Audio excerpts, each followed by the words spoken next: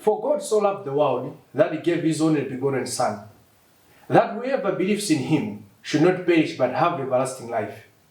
For God did not send his Son into the world to condemn the world, but that the world through him might be saved. That's the book of John chapter 3, verse 16. There is telling us that the coming of Jesus into this world did not come because he hates the world, because he hates you or he hates me. But he came into this world because God loved this world. He loved the people. When you talk about God loving the world, it does not mean that God loves the tree. It does not mean that God loves the mountains or the rivers or the valleys. But what it means is God loves the human race. He loves us as people. So we see that Jesus was sent into this world because of that love. And again, he did not come into this world to condemn this world. But through him, the world, people like you and I, we should be saved. So when we see this important mission which Jesus which caused Jesus to come into this world, we see that he had a very important mission to see, after seeing that the human race, after seeing that the human being have sinned against God, have fallen short of love of God. And God saw that it was important to send his only Son. Jesus loves you. Jesus loves me. That's why he came to this world to die for us. So because of this love which Jesus has shown to us, it is very, very important to understand salvation. Because what was his mission? To save us. We see in the book of Luke chapter 19 verse 10 that the Bible tells us that Jesus came to seek and save that which was lost.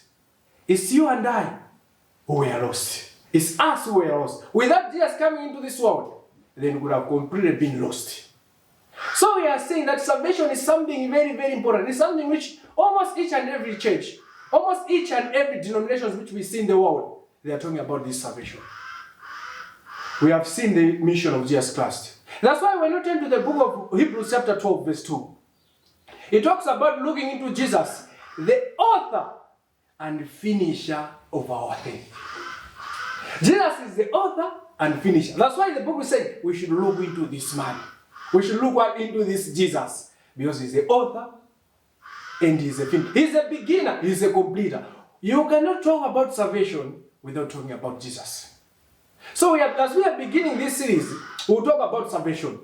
And we are going to divide this series into 5 important classes. We'll talk about salvation and the church.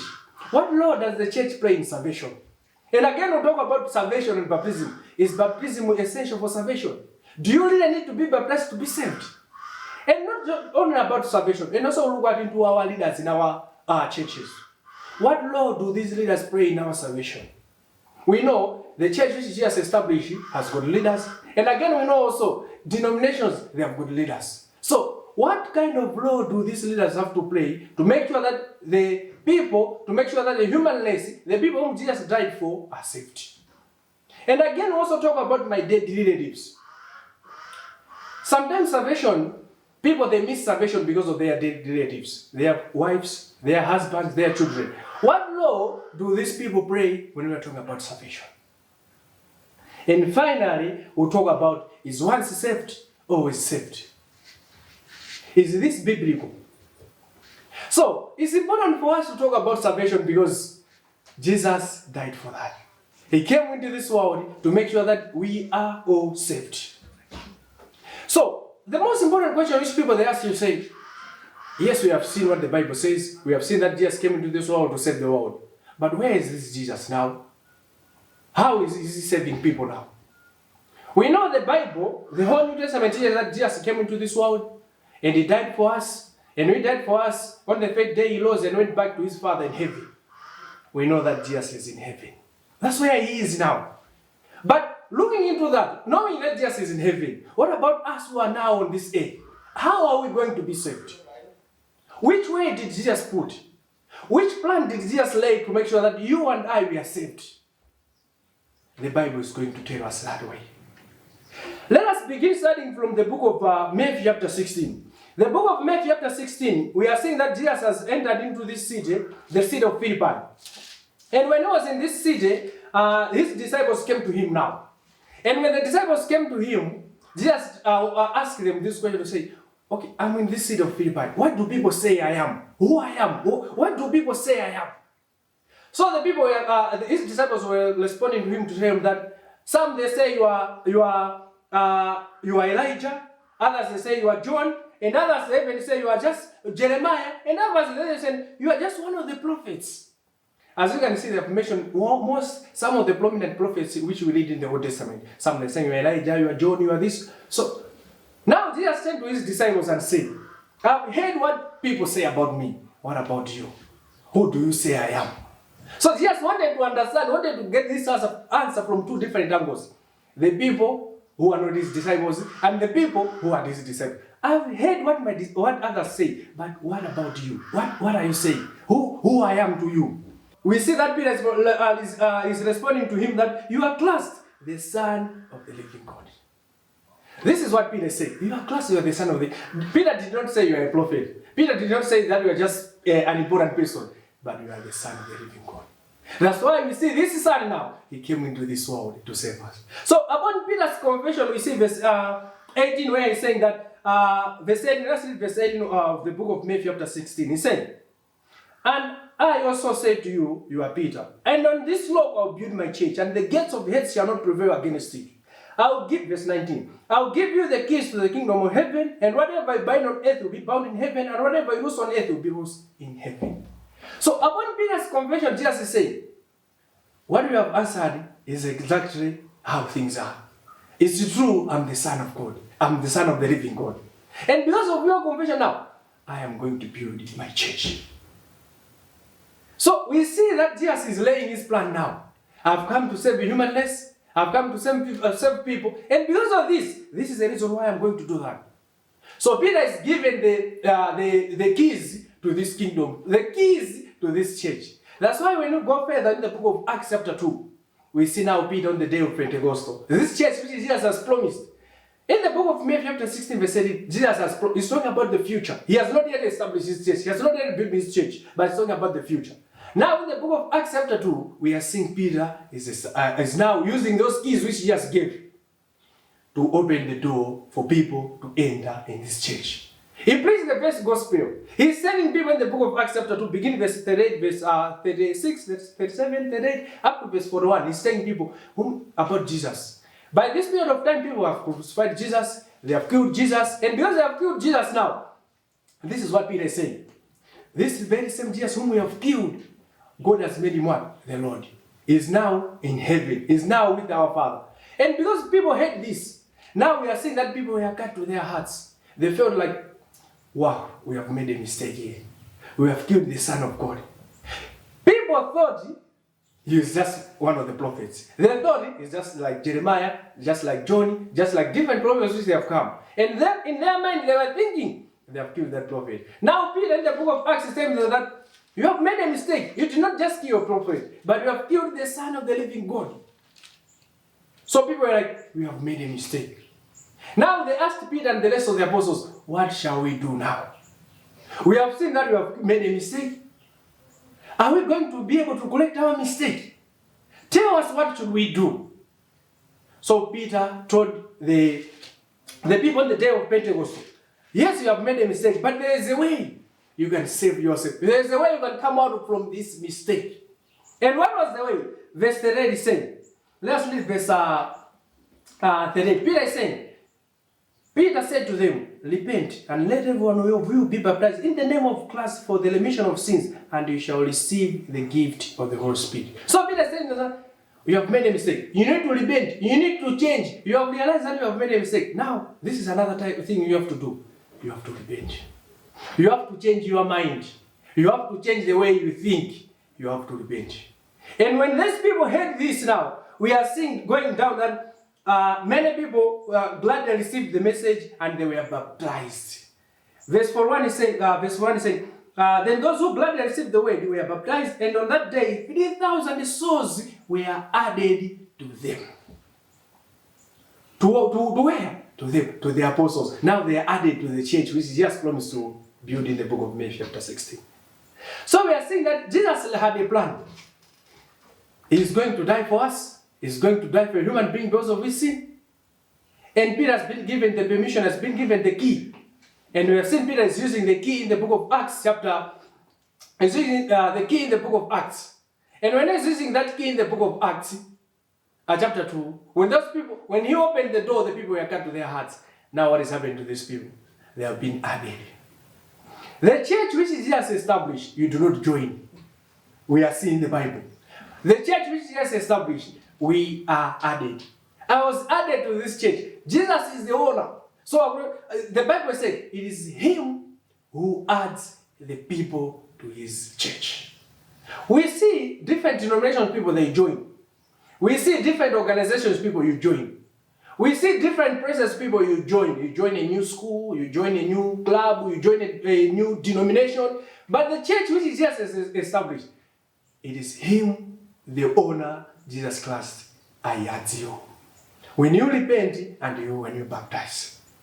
So we are saying that it is very, very important. When we want to talk about salvation, you cannot eliminate Jesus. When you talk about salvation, it's impossible for us to talk about salvation without talking about the church which Jesus has established. As we are talking now, Jesus is in heaven. But remember, there is a plan. There is a church. And people are being added. So, when we talk about salvation, it's impossible for us to talk about salvation without talking about Jesus and without talking about his church which he has put. The church which he has started. He started in the book of Acts, chapter 2. And again, when we are talking about this church, it's very, very important for us to understand important things which leader puts us off at times. People usually have a lot of questions when we talk about the church. They ask, is this good? Is this church better than this one? We have heard that we have heard people be saying, we have heard what we have said. You have said that Jesus came to seek and save that which was lost. And you have heard that Jesus established his church. And you have seen that the church has started in the book of Acts and people are being added. And today people are still added in that church. But now people ask question, is this church better than another? Can you just join in another church? We're not using the word join is because we do not understand what the Bible says. Because the Bible does not use the word join. The Bible uses the word added. So, can you just be added to any other church? How many churches did this Jesus establish? The book of Matthew chapter 16 verse 18 has said what? I will build my church. Let us begin looking at the book of Colossians chapter 1 verse 18. This book, when Paul was writing, he pointed an important thing. Colossians chapter 1 verse 18 said, and he is the head of the body, the church, which is the beginning, the firstborn from the dead, that in all things he may have preeminence. So, Jesus is the head of the body. What is the body? He's saying the body is the church. That's the book of Colossians, what he's saying. Meaning what? Jesus is the head of the body. Let us just hang on with that thought. Let us go to the book of Ephesians chapter 4, verse 4. The book of Ephesians chapter 4, verse 4, the line again, Paul is also talking about this same thing. Ephesians chapter 4, verse 4 is saying, there is one body, one spirit, just as we are called in one hope of your calling. How many bodies are there? Paul is saying there is one body. What is the body? Paul in the book of Colossians chapter 1 verse 18 is saying what? The body is the church. Let me ask you again. How many churches did Jesus establish in the book of Acts chapter 2? How many churches did Jesus promise to build in the book of Matthew chapter 16 verse 18? Promised one. And Paul is helping us to understand further by saying, there is one body. There is one church. Which Jesus built. Which Jesus promised. And again, when we go to the book of Ephesians chapter 1 verse 22 and 23, there Paul is also talking about the same issue of body and church. He said, and he has put all things under his feet and gave him to be head over all things to the church, which is his body, the fullness of him who fills all in all. All things are given to Jesus Christ. Jesus is the Savior. He came into this world to save us. And he's the head of how many bodies? One. He's the head of how many churches? One. When you look at this, if someone says one church is better than another, it is what he thinks, but not what the Bible teaches. Because the Bible is teaching there's one body. There is one church which Jesus is established. That's what the Bible is saying. That's why the book of Ephesians chapter 5 verse 23. Let's turn to the book of Ephesians chapter 5 verse 23. He said, "For the husband is the head of the wife, as also Christ is the head of the church." Do you know the difference between church and churches? The Bible is saying Christ is the head of how many churches? The Bible is saying Christ is the head of the church. He's the head of one church. He's the head of one body. The verse continues by saying, "And he is the savior of the body." Do you want to be saved? You cannot be saved if you are not in his body, if you are not in his church. The Bible is clear on this one. He said, Jesus, who died for us, who promised to build the church, and later built in the book of Acts, he is the savior of his only body, his only church. Meaning for you or for people to be saved, this is a plan which Jesus laid. This is the way which Jesus laid. If we do not follow this way which Jesus has laid, we cannot be saved. So Christ is saying, yes, Christ is in heaven. Yes, Christ came into this world to die for us. But remember, there is a way which he has left for us to be saved. That is his church. His body is the savior of his body. So, from these verses, the book of Colossians chapter 1 verse 18, the book of Ephesians chapter 4 verse 4, the book of Ephesians chapter 1 verse 23 and 22 and 23, and also the book of Ephesians chapter 5 verse 23. We are seeing these 5 important things. Number 1, which we are seeing is the church and the body are the same. They are one. Think of a human being. Think of yourself. Think of me, the person who I'm speaking to you. How many bodies do I have? How many bodies do you see? How many heads do you see here? You are seeing one head with one body. So Jesus is saying, I have built my church. I am going to build my church. And we are seeing that this church is being built in the book of Acts chapter 2. How many? He's talking about one. How many is he going to say? One. So we are seeing that the church and the body, they are just the same. They are words which are used interchangeably, but they are the same. One church and also one body. The second thing we are learning from these verses again is in Christ is the head of his body. Christ is the head of his church. Where is the head of your church? Most churches, which we call them churches ourselves, they have got heads. They have got headquarters. They have got a certain place which they refer to whenever they have got issues in their denomination. But the Bible is saying Christ is the head. And where is Christ? Christ is in heaven. So for the church which Jesus has established, where is his headquarters now? His headquarters is in heaven. Why is it in heaven? Because it is where his head is. In the religious world nowadays, most denominations, they have got headquarters. You can know that our church, our denomination, our headquarters is at this place, in this city, in this country, in this place, in this location. Why is it so? It's because that's where their head is. But the church which Jesus has established, the headquarters is in heaven. That's where our membership is. That's where Jesus is. So this church, which Jesus promised to build, and he has built, and Jesus is the head, as we have seen in these verses. And number 3, the third thing which we are going to learn is about this. There's one church. The Bible clearly tells us there's one church, and Jesus is the owner. Jesus is the one who died for it.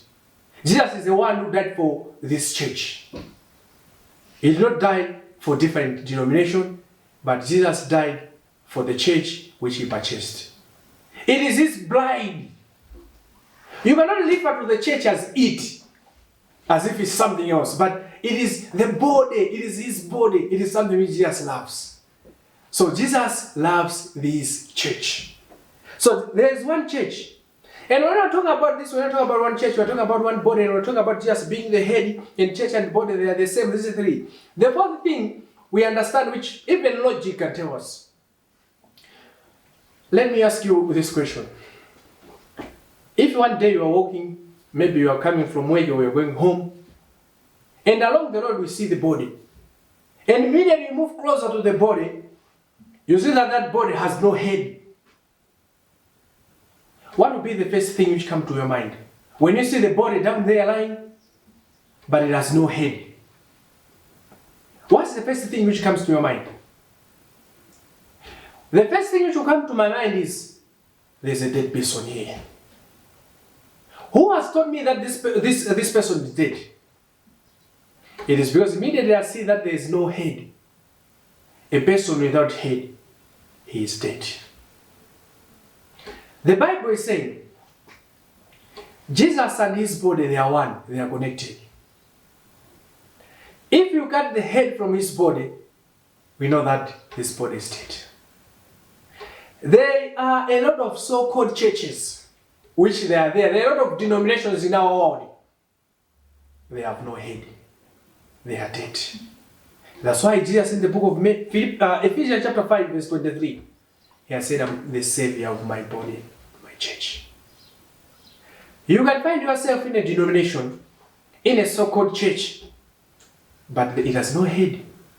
Because Jesus is the head of his body only. So when you talk about salvation, we cannot separate Jesus and the body. We cannot separate Jesus and the church. If you want salvation, you need the church, you need Jesus. Jesus is the savior of his body. The book of John, Jesus talks about this very same thing. Let's turn to the book of John chapter 15. The book of John chapter 15, Jesus was teaching and he talks about this same thing for us to understand faith about salvation. The book of John chapter 15 verse 1 is saying, Jesus is saying, I am the true vine. He's beginning by saying, I am the true vine. Most of us, we know when we plant a tree, the tree needs to develop roots, the tree needs to develop leaves, develop branches for it to continue growing. The roots are the ones which bring water to the tree, needed nutrients to the tree for the tree to grow. So Jesus is saying, I am that vine. And when he said he is the vine, verse 5, he said, the book of John chapter 15, verse 5, he said, I am the vine, you are the branches. He who abides in me, and I in him, bears much fruits. For without me, you can do nothing. Jesus is saying, I'm the vine. You are the branches. You need me to be saved. That's what Jesus is saying here. Because without me, you can do nothing. But the era of religious world, which we say, the church is not important. You can be saved without Jesus. You cannot be saved without Jesus. We can do nothing without Jesus. Verse 4, he said, abide in me and I in you. As the branch cannot bear fruits of itself unless it abides in the vine, neither can you unless you abide in me.